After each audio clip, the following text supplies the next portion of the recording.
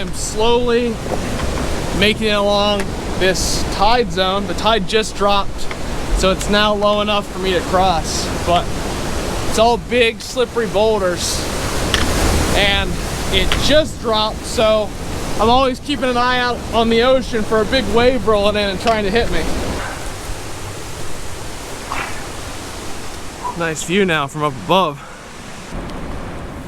If you look way out there in the distance, there's a point that comes out and there's tons of sea stacks all over the place.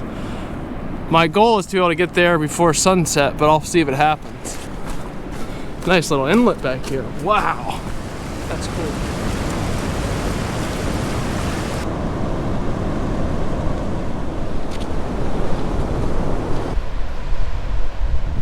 Camp is in sight. There's those sea stacks that I want to shoot, so I'm tempted to go around to where that pops out. But these are also really nice back in there. Man, that layering on those is almost too good to pass up. Maybe the best bet is to put my camp right in here and then I can walk to both. So I found a pretty solid spot to shoot sunset. Just walking along, trying to pick out the best location. I'm going to frame this shot like this stream in the foreground, and the sun should be dipping below right back in here. So the framing will almost look just like that. Since the sun is getting ready to dip down on the horizon, I think my first best bet is to take a few exposures just to expose for the foreground light here, because my worry is once that sun gets at a really low angle down here, it's not going to be able to hit the foreground much. And I'm really depending on the detail here, there, and the separation of light between dark, light, to hold the whole foreground of the photo together. So anytime that I'm not sure that the light's going to hold on and I really need it in my foreground, I will go ahead and take that shot first, maybe 20 minutes or so before sunset, or however long I need to make sure that I get it. And why that's nice is that if you're getting good light in the foreground still when the sunset's going on, you can always use your sunset exposure. But if you're not, then you have those ones from earlier that you took as insurance policies.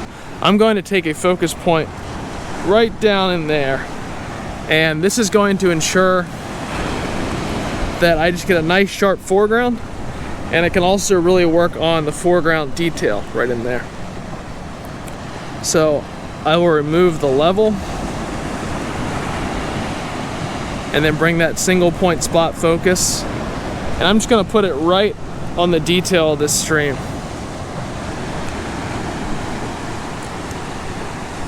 Zoom in at 100%. Back button autofocus looks solid, and I'm going to shoot this at f11 the first go, and after I dial the histogram in, I'll discuss what I want to do with the actual shutter speed. Pull my histogram up and use exposure compensation to back it down. Now, I'm not worried about that part of the sky blowing out, so if that shows to be blown out on the histogram, not a big deal. I'm just worried about this immediate foreground right there. So while watching that foreground, I'm going to dial the exposure in perfectly for the brightest part of the foreground. Now that gives me about a 1/15 of a second. Darken a little bit more and it gives me a 1/25. So I'm actually going to go up to f16 here. That'll give me a 1/13 of a second. My goal is to have it slow enough that I can see some of the details from the water movement there. So with f16 I get a 1/13, and then I can take the ISO and I'll drop it to L1, which is the lowest value I can get. That gives me a 6. So I'll fire one off and we can see how it looks down here in the foreground. Yeah, it's some nice smooth detail down there. Check the histograms here. See, I'm slightly blowing that out. So I could probably recover it in post, but since I have everything else dialed in there, I'm going to darken it down just a little bit more to ensure I have that one. I'm really hoping that this sunset holds on. It's one of those ones that just could be unbelievable, or it could just hit that marine layer and go, good night, see you later. All right, so now I have better control over the highlights down here in the foreground. So that looks good. So one other thing I'm going to do here is I'm going to go to f11, and then I'm going to increase the exposure a little bit, just so I can ensure that I get all this dark detail down there. So I took one exposure for the water movement, and then I'm going to take another at f11 just to ensure I get sharp foreground and the right detail. I'm also going to increase my ISO up to 64, which is base. Sometimes I find that those very low ISOs below base just don't perform that well in dynamic range. So this is my optimal shot, but it doesn't give me the shutter speed that I want. So that's why I had to take that first shot. So now I can fire this one off as well. So after I captured the first image, as you guys saw in the video for f16, focused right here, I went ahead and took a few extra exposures as I was waiting for the sun to drop in the sky. So here's the first shot that you saw me take, 1/6 of a second shutter speed. And then I took this next one at 1/8. And what you can watch is the water here. And you'll see why I take all these different shutter speeds. Because in the field, I'm often not sure which one I'll like the most. So by taking multiples, I can compare and contrast at home and pick the one that I like the most.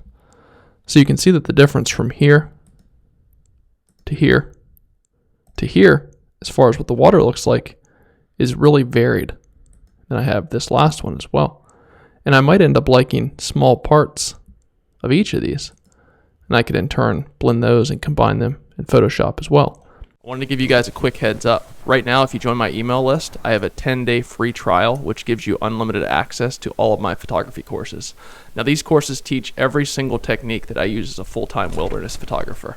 So you'll learn camera technique, you'll learn photo editing, photo organization, composition, how to find shots in the field.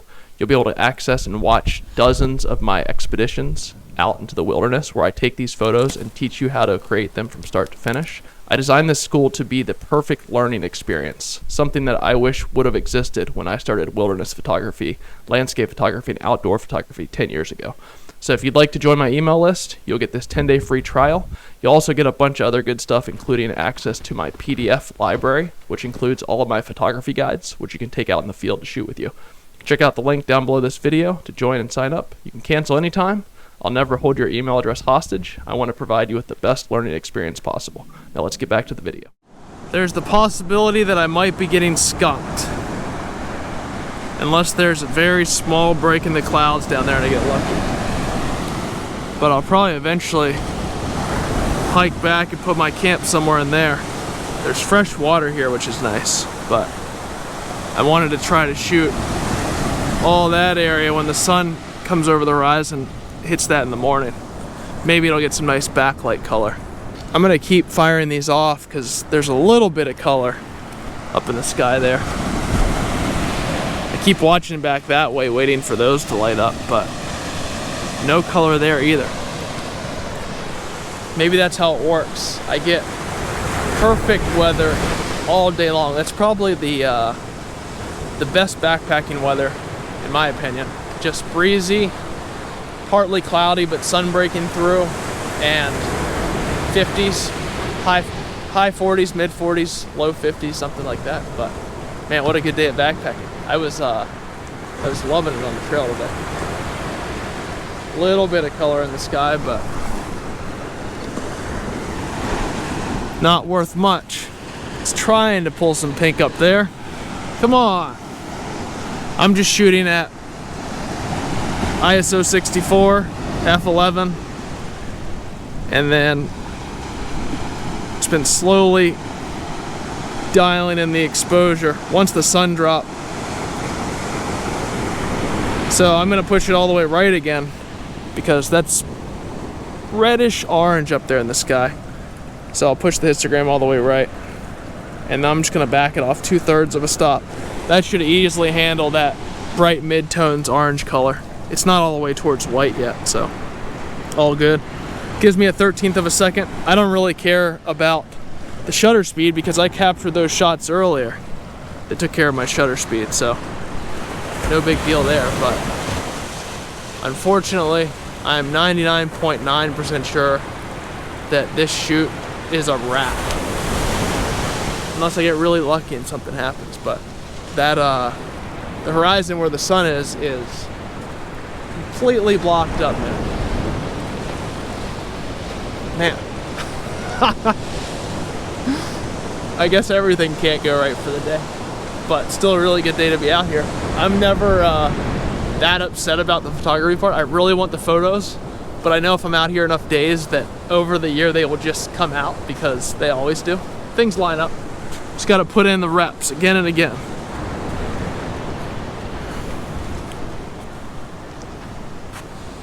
I was looking for other comps over here earlier that could shoot for sunrise. This is kind of nice. I was trying not to get too close to it, but leading line right in there. This will all get covered with water tonight during high tide, so not a big deal if I walk close to it. It'll be completely remodeled. You can see it's slowly falling apart, but the high tide just washes everything fresh. Lots of bald eagles out earlier. I think it was dinner time. See how this is shaping up. Little bit of color. I'll keep firing them since I'm out here. And as we had discussed in the breakdown of how I was going to capture the image in the first image review section of this video, I was going to first focus here for that first set of water movement images that we just looked at that came through here. And then the shot that I'm taking right now, I refocused back here because I already had the foreground taken care of from about here down. So this second set of shots that I'm trying to capture for the sky and clouds, I focus right in here, and that will capture everything sharply all the way to the distant background. And then I can also expose just for the sun or the brightest portion or brightest color within the image. So that's an overview of what I'm doing right now. So let's jump back to the shooting technique and finish up this video.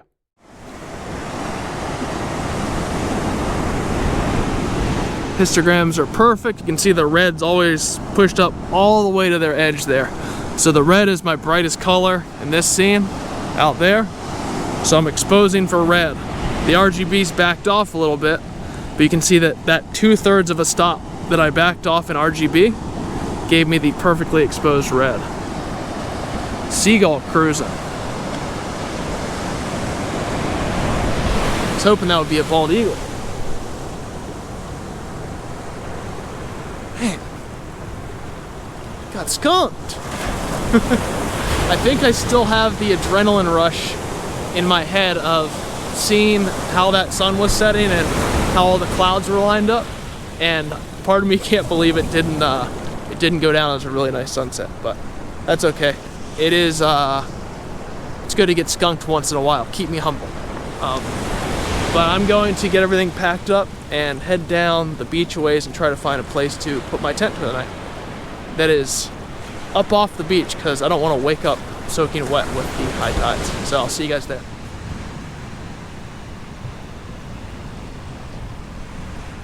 Thanks again for watching today's video, everyone. It was great to have you here. If you guys enjoy these videos and would like to help to support me to continue to create them, leave me a comment below with a question you may have had. I'll be answering them in future Q&A sessions. Also, leaving me a like or hitting the subscribe button to follow my channel is a huge help. I don't ask for anything besides that, but if you would like to sign up and join my landscape photography school, I have a 10-day free trial which gives you unlimited access to all of the courses that I have that teach every single skill set about landscape and outdoor photography. These are skills that I've tuned, honed, and designed over the last 10 years as a full-time wilderness photographer. So if you'd like to get free access, test out all the courses, learn composition, learn camera technique, photo editing, organization, everything else that goes into the complete creation of wilderness and landscape photography images, check out the link below this video. Get signed up. No strings attached, no credit card required. I just want to give you guys access to understand everything that I know about landscape and outdoor photography. So thanks for being here, guys. Thanks for watching, and I'll see you next week.